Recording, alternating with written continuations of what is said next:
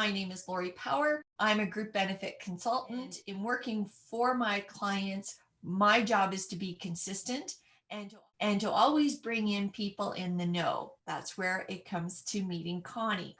Connie and I are Zoom buddies, as are most of us in this room, which is so awesome. Think about the friendships we've made in the last year. This has been fantastic. Welcome, and let's enjoy the conversation.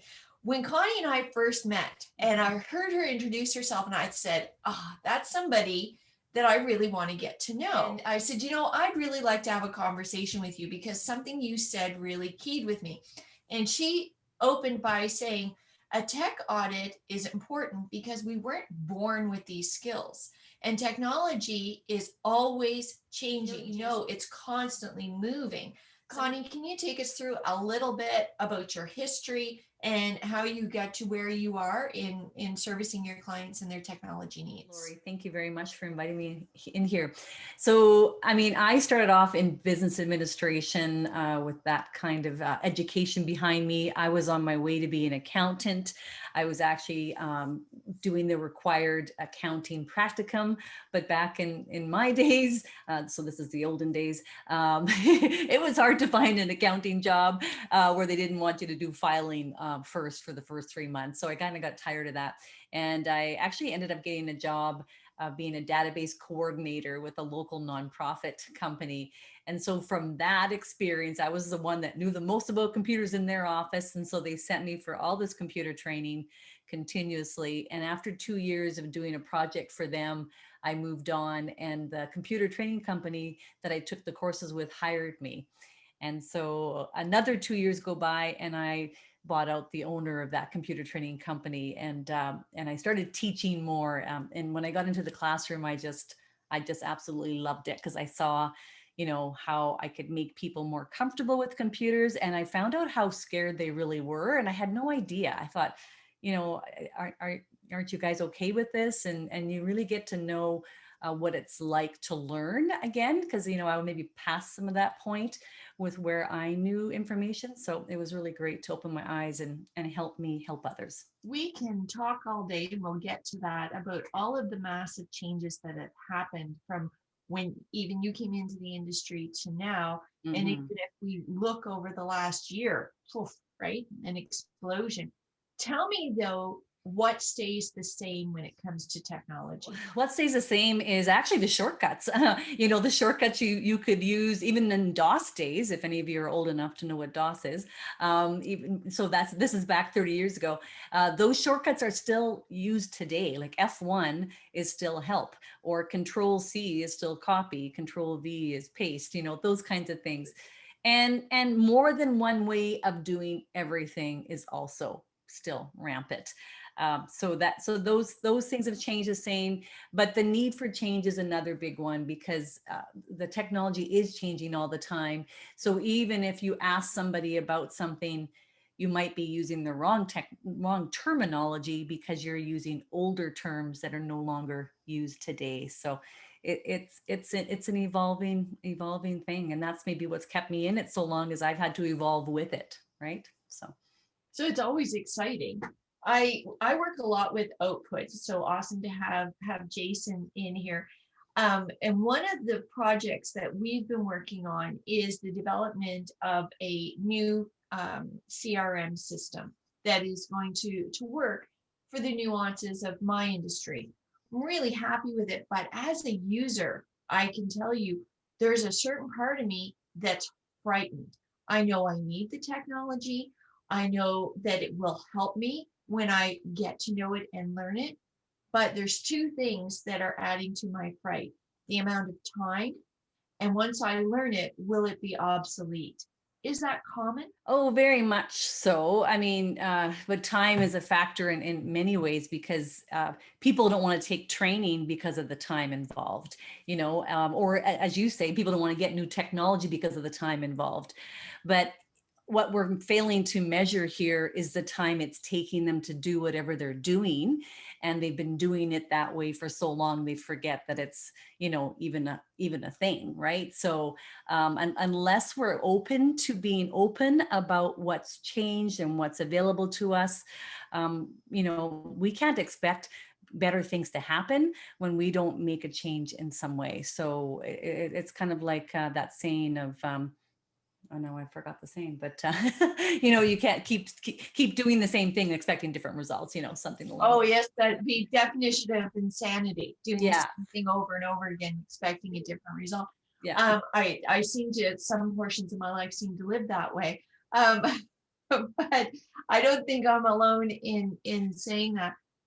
Connie, when we're talking about customers and clients, and we talk about companies that go and embrace and spend so much money on updating or increasing or even changing their whole operational system, how many of them miss a critical component when they don't properly train? That's a very good question, especially for this day and age that we're in right now. I mean, with COVID, most of us or all of us have had to pivot to be online. Who knew Zoom before COVID? There's so many people that didn't even know it existed, and now they're on it. Who knew Microsoft Teams, before COVID? Now they're on it. So the thing with that though is that sometimes we're pushed into technology, which is kind of good, because that means, I was actually pushing Microsoft Teams years before COVID, but my clients would say to me, yeah, it's probably be a good idea, Connie, but maybe later. And so now the later has come, it's been forced on them. But the thing is, you get the new technology, you get the new computer, even in some cases, that's pushing new technology on you. But what about you? How do you get the knowledge that you need for that technology? Did you, when you touched that computer, was there magic fairy dust that came out and sprinkled all the knowledge in your face and said, okay, now you know it all, so I guess you're good to go? Or you just have the figure out mentality? Well, I'll just figure it out. So how long does it take you to figure it out? It's kind of like me saying, I'm not going to invest my money because I'll just put it under my mattress. It's like, it's going to grow because I'll just keep putting it there. Yeah, it's going to grow based on what you put in there, but it's not going to grow exponentially. If you take training, your time, your productivity, everything about that tool that you just invested is going to grow exponentially, because now you're using it from the get-go. You're not waiting to figure it out. And how do you know when you figured it out? When you're efficient and when you can look back. Compared to what? Well, compared to how you were perhaps doing things before. That's what I can say. One of the process pieces for output was when they first put together our first piece of engineering, if you would, or digital platform. It was again, we went into that project going, okay, maybe.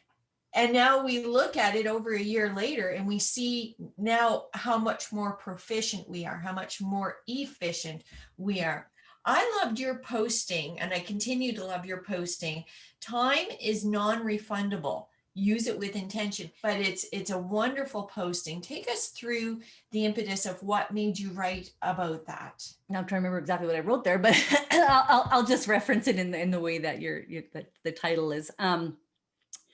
So, like if we are making, I think with our time, what's happening is we feel that we have to do what's in front of us and just get the job done and figure it out. And I see the computer scenario thing being a little bit of a hidden, what do you want to call it? Hidden skill that a lot of us have that we don't necessarily have a way of measuring. So how do we take our time and use it with intention? We can look at stuff like, should we Google that answer? Well, how many times have you guys Googled something and found out that you went in there for 2 minutes to come out of there with 20 minutes lost? Like you realize that just took me 20 minutes. And also you went down some other trail. So by the time you were done, you're like, what was I looking for? And then with computers, add on top of that, when you Google something about a computer, like how to do something in Excel or Word or Outlook, you might get the wrong answer because it's somebody that's written that piece or recorded that YouTube based on an old version. So you try it and you go, that's not working. or maybe it's a new version and you have the old version. So use your time with intention. I mean, shouldn't we be investing our time in ourselves? We're our best asset. We're the one we know we can grow. We can't control everything outside of us, but we should be able to control ourselves. So I don't know if that answered your question the way you expected it, but no, it that's kind of really what I'm thinking. So it absolutely does, Connie, because we can't get that time back. mm-hmm. There's no getting that time back. Where there's no time machine that's going to rewind us that half hour down the rabbit hole of I just Googled I need, and it came up with, I need a new name, right? Like, yeah. And Lori, to be actually just to carry on with that idea a little bit, lots of times that is what starts the conversation with me, with my clients, is I feel like this is taking me too long to do it. So I've got a couple of examples I can share with you. One being a lady that came to me, and based on her job, she had to use this particular form in Word, and she used it probably at least once a week, but filling it out for new applicants took her, maybe 3 hours, because she had these maybe 4 or 5 applicants or 10 applicants at a time. And so she was taking me through what she was doing, and instantly I knew her answer. So that job was every single week taking her 3 hours. By the time I was done working with her, that job took her 10 minutes, if that. She was blown away because she had no idea that was possible, but she knew I'm spending too much time on this. That's all she could kind of reference for that perspective. So, it's worth taking the time maybe to ask somebody, and who should you ask? I mean, I guess the best expert that in that area would be a good person to ask. So that's kind of one of the stories I thought it would be worthwhile sharing there. I can so relate to that, Connie, and John will know this. I had a call yesterday from a client. How many times have you been here, John? And somebody says, and they're a prospect. They just called out of the blue. However, they found you, and and they're complaining about their dental plan, and they're complaining that they've got $2,000 worth of coverage, but yet everything's being declined. First answer, John, is is there a co-insurance in there? What is your co-insurance? What about the provincial fee guides, right? And they don't know any of those things. So yeah, so we end up looking like mind readers, which is pretty good. Mm-hmm. But it's knowing your business. And I really appreciate that example, Connie, because I think we can all relate to that in our fields. When we're and I especially love this one, when my dad will hand something to my son, technology wise, and say, you know how to do this because of his age. Mm-hmm. But the thing is I like what Lisa put there. You don't know what you don't know. But the thing with kids, though, you have to realize is that, first of all, they have been told that since day one. This technology. So guess what?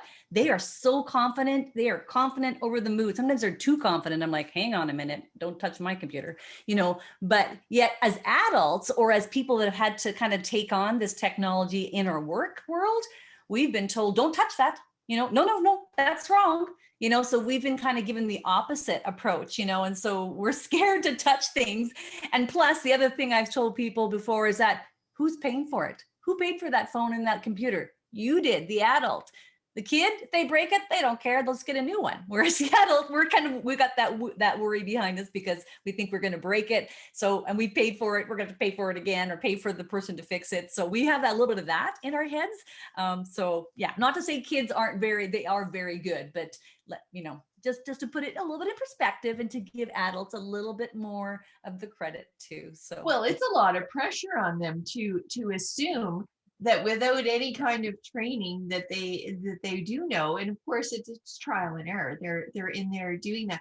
But you bring up a good reminder for me. When we were talking about who is a good trainer, right?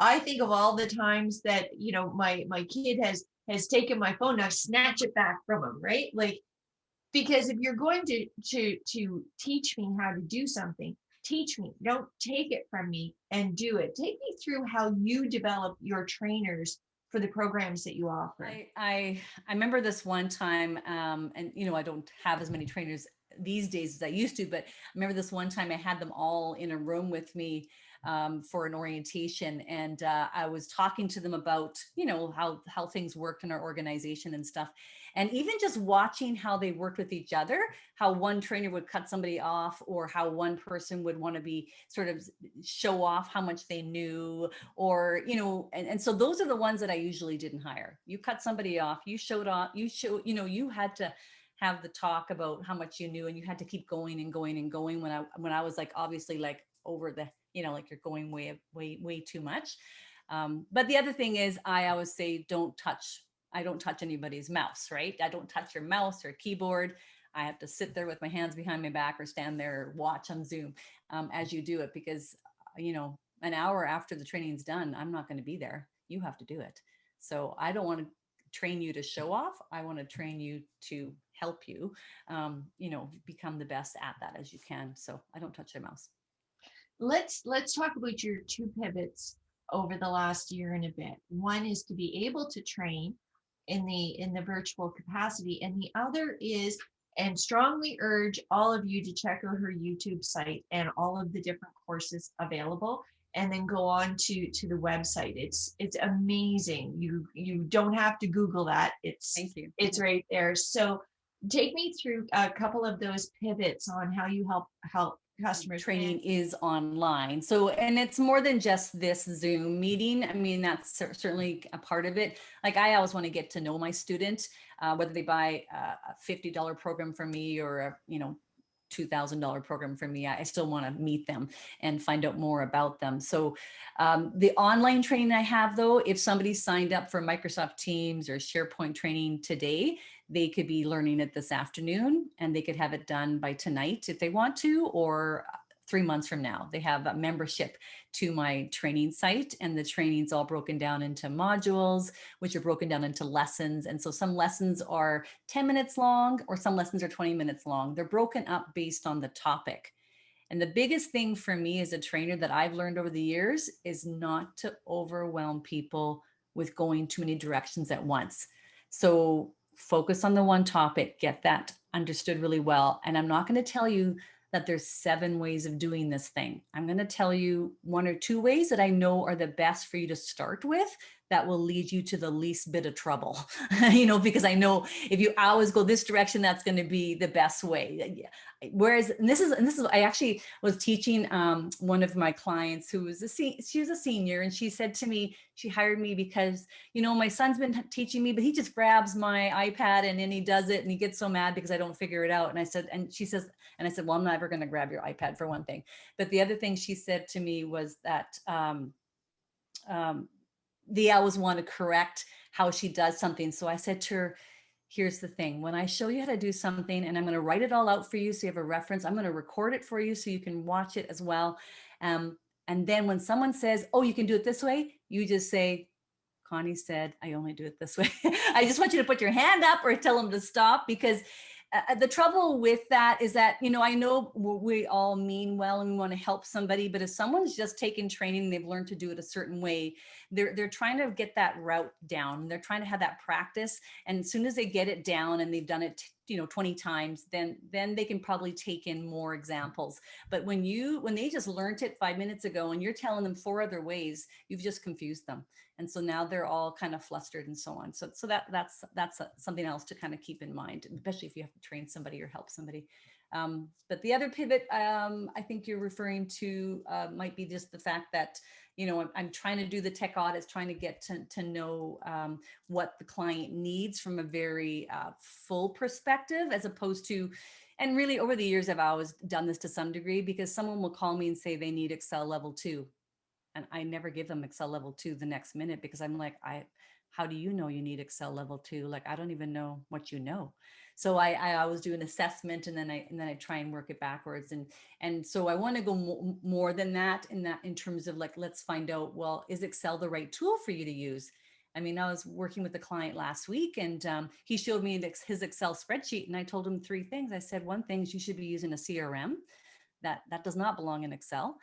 Second thing is that you have some stuff in here that should be in your accounting system. So, like, are we using the wrong tool for the wrong task? And I can't tell you until you show me what you've got going on. So that's where the assessment can kind of come in too. I love that. I love that assessment of being able to mind map basically what you need and then develop that training around what's going to make you more productive. What are some of your tech foibles? Something that you just hate it, and yet you have to get into it all the time.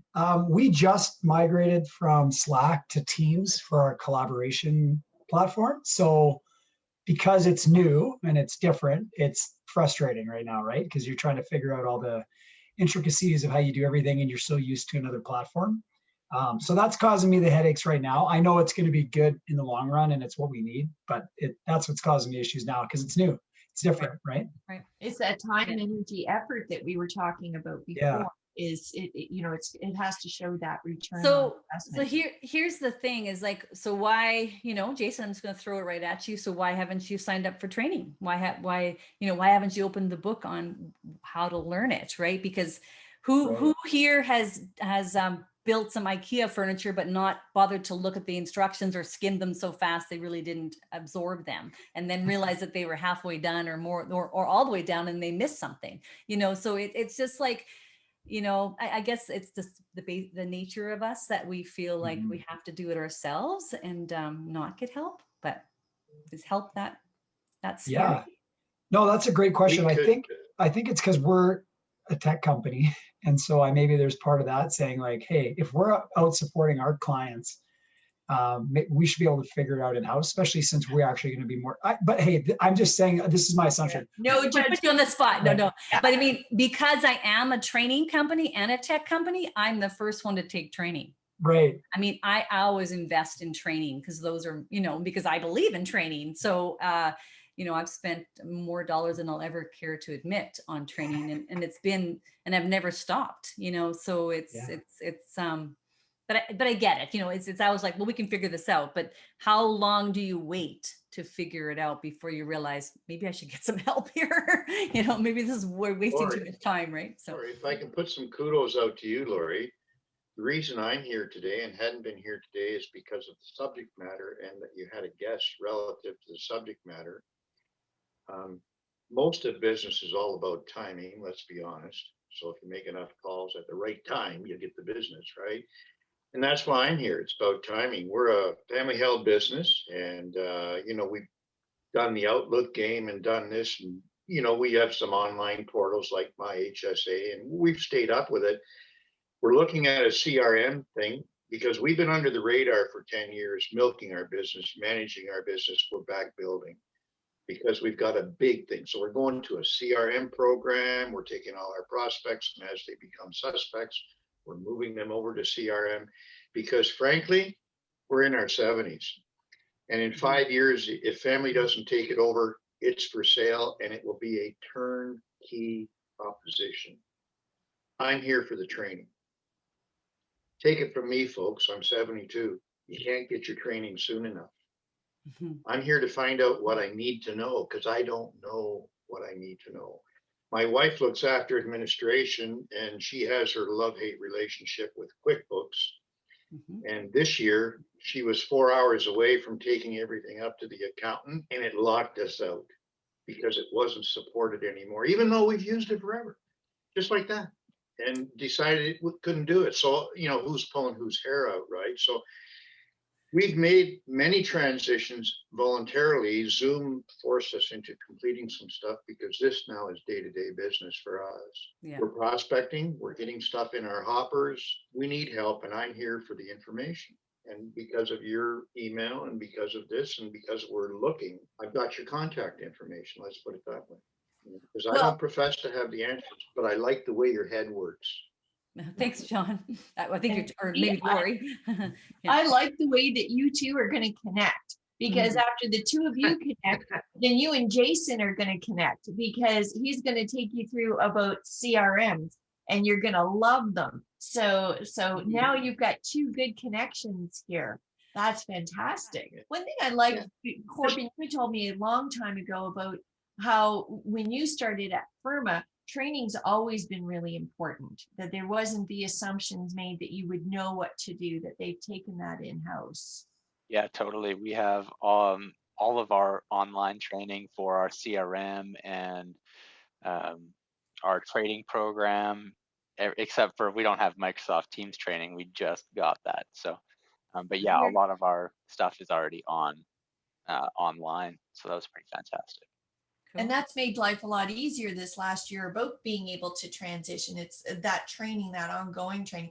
Jason, we're really pushing it to you. You got to get that training done. I remember the DOS days, and I know I'm aging myself, but back when I first started, where I fell in love with training and coaching and helping people was actually when home computers first started coming in, and all these people were like, I have no idea how to use this.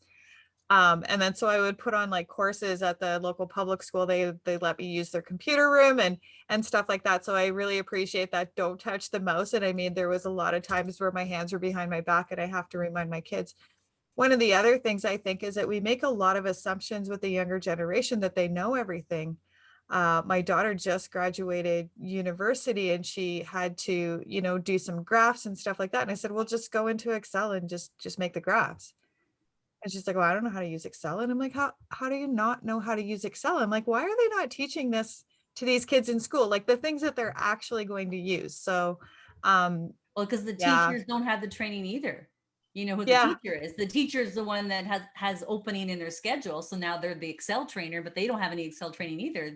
They were the gym teacher the year before or something. Like it doesn't make sense, and the teachers have a lot under their belt, right? So that they have to handle. Yeah. And I think that just, they're changing, just kudos to you, Connie, for keeping up with all of the changes and the ongoing stuff and being able to provide this training, because even, I feel like I've been really great at computers forever, but I don't know what I don't know. And I know there's a lot of easier ways to do things. So Jason, sign up for that training. We're picking on you, Jason and Corbin. Corbin needs Teams now. But anyway, but another thing to keep in mind, you guys, is that, especially over time, and maybe John kind of talked to this a little bit in terms of like, we're saying how long you've been doing things.